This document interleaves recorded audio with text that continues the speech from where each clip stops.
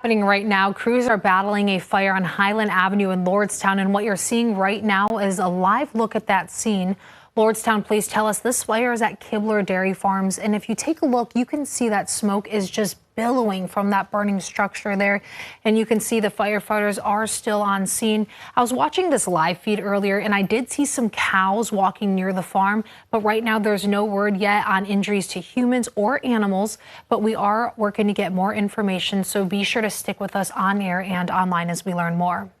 Hi everyone, I'm Lindsay Watson. Thanks for watching the WKBN 27 First News YouTube channel. If you want more video news, subscribe to our channel. And don't forget to download the WKBN 27 First News app for breaking news alerts.